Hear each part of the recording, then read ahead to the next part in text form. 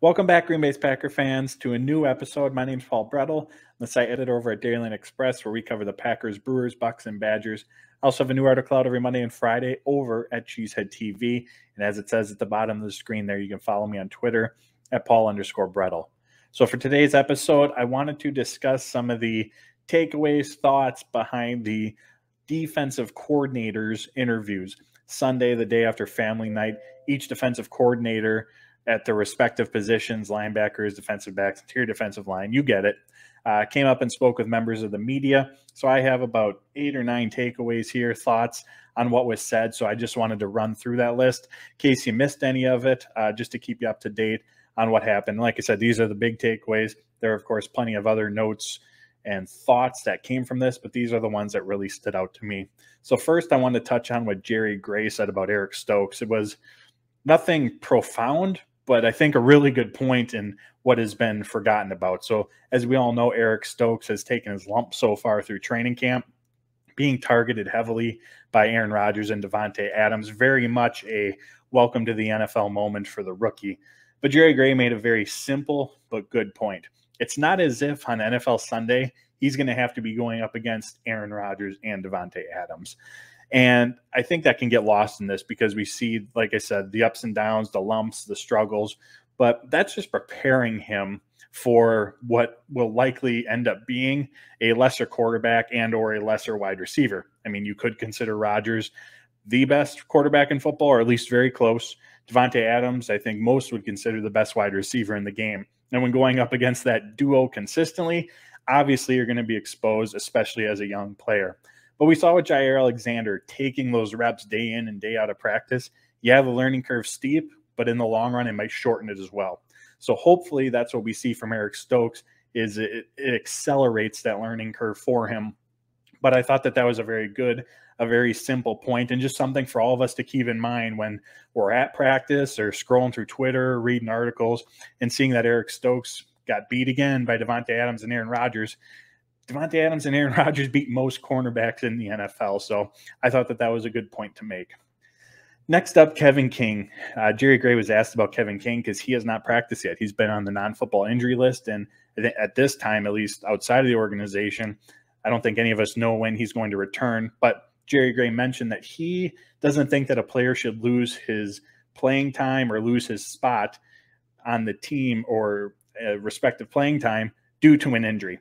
So I think that's an important note because I know all of us were excited to see the cornerback 2 battle take place this summer between Stokes and Kevin King.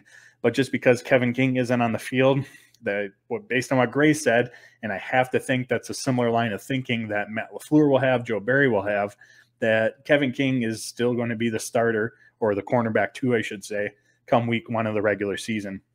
For one, we saw Green Bay take this approach with Jaire Alexander. I think I've talked about this on here before, but before Green Bay drafted Jaire, they went out into free agency and brought in Tremont Williams, Devon House, veteran cornerbacks that they could rely on. And Jaire Alexander, he still saw a good amount of playing time early on. He was still on the field for 60%, I think even sometimes 70% of the team's defensive snaps through the first few weeks of the season. He then missed a little bit of time, but it wasn't until week 7 or 8, I believe, of that rookie year where we saw him on the field for 90, 95, 100% of the defensive snaps. So they took that approach with Jaire. I imagine they're along this similar line of thinking with Eric Stokes. That is, unless he came in and just blew everyone out of the water. But based on what we've seen, heard so far, I don't think that that's the case. And we also know that in general, Brian Gutekunst, this coaching staff, they like to rely on veterans over rookies if it makes sense. Darnell Savage has really been the only rookie who came in and from day one was a starter. Elton Jenkins, there's a lot of hype around him. He impressed during camp, but even he started off on the sidelines as a backup before taking over week 2 or 3 when Lane Taylor was injured. So it's the Green Bay Packers approach. I think ideally they see Kevin King start the season taking the majority of the snaps, but slowly as things progress, Eric Stokes overtakes him. But just because Kevin King hasn't been on the field, don't expect him to be on the sidelines come week 1. It sounds like cornerback 2 is still his job. Next up, and sticking with the cornerback position, one of my favorite guys, KB Ento, he had a big evening at practice night, had 2 big pass breakups, and in the week prior, leading up to that practice, Wes Hodkiewicz of Packers.com noted that he had been with the ones on several different practices when they were in dive formation. So when they had 6 defensive backs on the field, KB and Ento was out there with the ones. So an important note, Matt LaFleur and both Jerry Gray, they made similar comments noting that, one, Ento has to stay healthy, but he also needs to stay or show more consistency, that is. And Gray also put an emphasis on turning those pass breakups into interceptions. We know that KB and Ento can make those flashes, just as he did in family night with those 2 pass breakups. Going back to his first season here, or first summer here in Green Bay in 2019 as an undrafted rookie, even converting from wide receiver to cornerback, he still made those flash plays. He's someone who stood out right away in training camp. And we saw that last year, and now we're seeing that again this year. But both of them, and I think Brian Gutekunst even talked about it as well, for Ento, it's consistency, consistency, consistency. He's got to build upon these performances and show that it's more than just a flash. But I think he's really positioning himself well to make this roster. I know I've written about it before in my 53-man roster prediction, but the Green Bay Packers really like Ento. They put him on the 53-man roster last year, even though he was injured, and then moved him to IR. The strategy behind that is that it allowed them to bring him back at any point during the season. Now, unfortunately, he was never able to make his way back because of the injury, but had he gone straight to IR, he would have been done at that point because it was before the season. So his season would have been over. But that little bit right there, to me, speaks volumes and shows us what the Green Bay Packers think of him. During minicamp, he was also taking first-team reps as a gunner. We know special teams play is crucial for these back end of the roster players. And if we're considering that 5 of the cornerback spots are locked up, Alexander, King, Stokes, Sullivan, and John Charles, that leaves likely 1 spot available. And it seems like the 2 guys battling for it are Ento and Josh Jackson. Josh Jackson's had a couple nice pass breakups, couple nice plays, but we haven't heard much about him. And also there's some cap savings involved if Green Bay does move on from him. So I think those 2 are really battling it out right now for the 6th and possibly final cornerback spot. They kept 6 on the team last year, but Ento, if he can build upon that family night performance, plus the special teams contributions, which is something that we know Josh Jackson doesn't really have. I mean, he was a healthy scratch at the end of last season. I think the job's his for the taking. It's what I predicted before the season, and at this point, I still feel confident in that. Next up, Devin Campbell. So Matt LaFleur on, I think it was last Thursday, called Devin Campbell lights out. Kirk Olividati, the linebackers coach, spoke highly of him on Sunday as well when speaking with reporters. And I have to say, this has been a signing that I was just a huge fan of. I actually wrote an article for Dairyland Express in 2019 before Green Bay signed Christian Kirksey. I was at that time, pounding the desk to go get Devin Campbell just because I really liked what he could offer this team. Some of the comments by Olividati, Matt LaFleur, it's similar. It's his long-range athleticism. He's 6'4", 230 pounds. He's a good athlete at the linebacker position with that size. And as I've said before, he's not someone who's going to flash, pop in any one phase of the defensive game, but he's solid in all of them. He can cover cover tight ends and running backs out of the backfield. He can blitz. He's a capable tackler, run defender. He's a 3-down linebacker. He provides stability, durability. Most importantly, as high as we are, or I assume most of us are on Chris Barnes and Kamal Martin, they both missed time last year with injuries. Martin's missing time again, and he missed time while he's at Minnesota. But Devin Campbell, he's played in his last 48 games he's made an appearance in. So there's that durability, the reliability, and just the all-around well-rounded soundness of his game. So I was really excited about this signing, and I'm really excited that so far through camp, about 2 weeks in, the coaches have high remarks for him, and that at least at this point, still very early, a lot can change, but it looks like one of those free agent additions, those signings that is paying off. Next up, the star position. This is one of the big positional battles I know is on the minds of many going into training camp. And as I mentioned on the last video, right now this is Chandon Sullivan's job. He's been the primary nickel corner since practice started, and really that shouldn't surprise us whatsoever. He was the primary nickel corner last year, and I know he was targeted heavily, especially in the playoffs against Goff and Tom Brady, but he did bounce back in the second half of the NFC Championship game nicely. And if we look at some of his overall numbers from the slot compared to other slot corners last year, he actually ranked somewhat decently against the group. And I also think it's important to keep in mind that last year was his first full year as a starter in the slot. There should be a leap forward, a jump going from what was essentially, I know it wasn't his rookie year, but essentially year one as a starter to year two this year. So I think that him taking a bulk of the snaps, it's what I predicted before the season, and it's what I still predict now. Now, I will also add to that while I think he'll take a bulk of the snaps, I think his snap count from last year is going to decrease.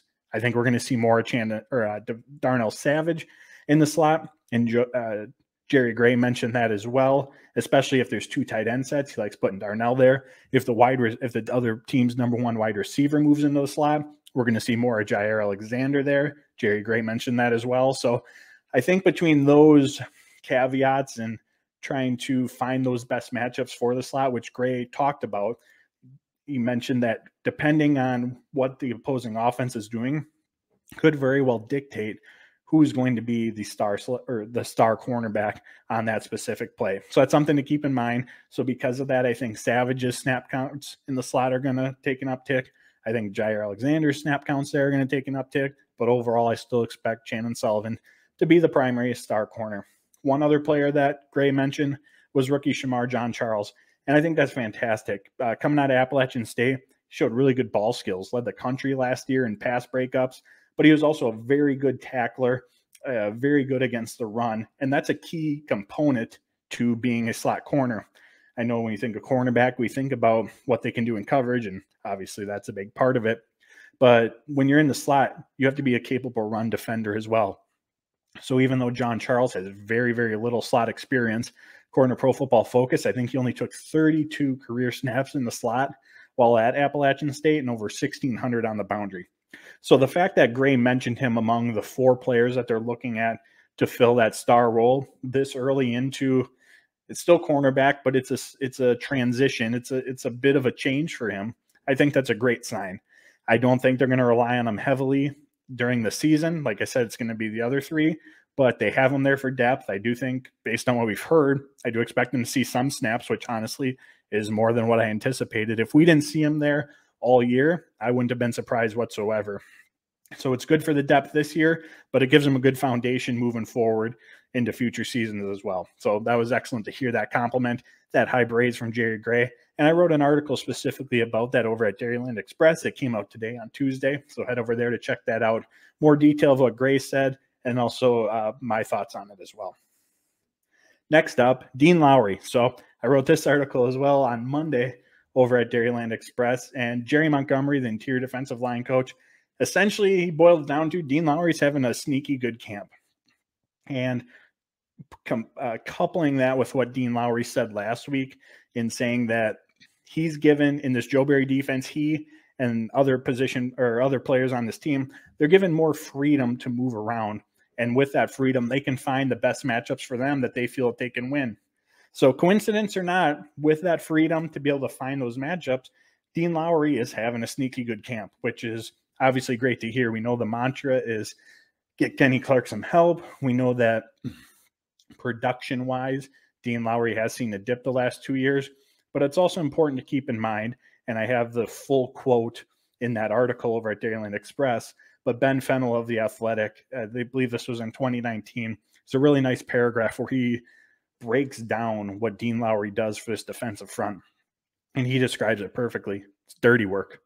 He's not someone who's always going to fill a stat sheet. He takes on those double teams, but it's an important element. So even though his production's dipped, and I know that fans thought that he would be a prime cut candidate this offseason, he's still an important part of this defense and is going to be this year. So the fact that he's standing out off to a fast start in training camp here is great news. Some of the plays, he's batted down some passes. He's gotten consistent push against both the run and the pass. So perhaps in this new Joe Barry defense where he has more freedom, can find those matchups that best suit him, we see him put together more production. A couple more before we wrap up. Quickly, Jerry Montgomery also mentioned Kingsley Keke, who has missed practice so far, again, on that non-football injury list. But He talked about this back in the spring. Keke's really on his radar, someone who's going to take a big step forward this year. We saw him make a jump between year 1 and year 2. Unfortunately, battled some injuries again. But if he can stay healthy, he's absolutely on Jerry Montgomery's radar, someone who can take a big step forward. And I think snap count wise, he's going to move into that interior defensive line 2 role. I think he's going to take over Dean Lowry. And I mentioned this in the article about Lowry as well, and tying it back to him, with fewer snap counts in the last 2 seasons, he's taken about 60% of the defensive snaps. If that number becomes 45%, 50%, we actually could see more production from him. The old saying, less is more, although he's not on the field as often. If he's on the field in positions that put him, set him up to be successful, that could actually lead to more production. So overall, I think this interior defensive line group outside of Kenny Clark is going to be better than what we've seen in years past. Still not dominant with Keke, Lowry, Lancaster, Slayton, but I think it's going to be a better, more productive group. And I think in turn, that's going to allow Kenny Clark to make a bigger impact as well. Edge rusher, Mike Smith, outside linebackers coach, mentioned that fourth edge rusher spot, which is up for grabs right now because Randy Ramsey is out for what sounds like significant time, it's going to come down to special teams play. And I think that's a good reminder that many of these back end of the roster openings, battles that are taking place, it's going to come down to what can you do on special teams. Because in most instances, we'll use edge rusher here for a role since that's what I'm talking about. That fourth edge rusher isn't going to see much playing time. There's Adarius Smith, there's Preston Smith, there's Rashawn Gary. Those guys are going to take a bulk of the snaps. If we look at the receiver position, the 5 receivers that are locks, plus the tight ends, the running backs, those are going to be the players involved in the passing game. So if you're not contributing to the offense or defensive side of the ball and you don't bring special teams value, well, that's kind of a wasted roster spot. So for these back end of the roster battles, and again, I mentioned that between KB Anento and Josh Jackson as well, special teams is going to be a huge factor, and edge rusher is no different. Randy Ramsey was 4th on the team last year, according to Pro Football Focus, in special team snaps, and his special teams grade was the 3rd best on the team. So that's going to be a lot to replace. We look at Jonathan Garvin. He had just 22 special team snaps last year. Tipa Galea, I think those are the big 2 that are battling for this spot. He didn't have any. If we look at their college special team snaps, they were both pretty similar. I think Garvin was at like 175. Tipa was around 210. So from that standpoint, experience both in college and the NFL, it's pretty much a clean slate. And it's going to come down to training camp, these preseason games, who can impress the most on special teams, and that's who's going to get the 4th edge rusher role. One little tangent on Tipa. Mike Smith went off in a positive way, I should say, and spoke very highly of him, saying that if he can show that special teams ability and add 10 more pounds to his frame, because I believe he's only like 235, he's very light for an edge rusher. He believes that he's someone who can be a dominant player, and that spin move of his is lethal. Saw it on family night going up against Cole Van Lanen. So high praise from Mike Smith to Tipa, and someone to keep our eyes on moving forward. Lastly, might as well stick with special teams. Maurice Drayton said that Amari Rogers is likely going to be the punt return man, and that shouldn't come as a surprise. He has plenty of punt return experience from his time at Clemson. However, the real note here, and I wrote about this at Cheesehead TV over on Monday, is that Kylan Hill, they're vetting him as the kick returner. So Kylan Hill, he stands out right away at practice. I was at the very first Wednesday practice. When he has the ball in his hands, you know it. He has good burst, gets upfield, good wiggle, elusiveness when he's in open space. So I imagine it's those tangibles why they want to give him the opportunity. But it's worth noting he has 0 punt return and 0 kick return attempts while he's at Mississippi State. Fielding the ball, protecting the ball, following his blockers, knowing which lane to go to. There's so many other facets to it other than, what can you do with the ball in your hands? That's a big part of it, but there's a lot of other pieces to it as well. So he's going to have to show that he can be capable in those areas and not be a liability. But if he can, it sounds like the job's his. Drayton mentioned that there are other players that they're looking at, but they're really giving Kylan Hill a good look at this. And the real test for him is going to be once those preseason games begin. But up until then, up until the regular season, he's going to need as many reps as he can get in practice to try to hone in on and build up that skill set as much as possible in this short amount of time. But I have to say, before training camp started, he's not someone that I anticipated to be in this role whatsoever. So something to keep our eyes on. The Packers play the Texans this week in a preseason game. They have 2 more preseason games after that. Take note of Kylan Hill. 1, is he back there? How does he look? Is he securing the ball? Is he following his blockers? Keep your eyes on all of that. And if he shows that he's capable, hopefully he can be a part of turning this kick return unit around, because just like the rest of the special teams unit, they did struggle last year. So those are my 9, 10 takeaways, whatever it ended up being. Hope you enjoyed this episode. I'll be back later this week. But until then, take care, stay safe, and go Pack Go.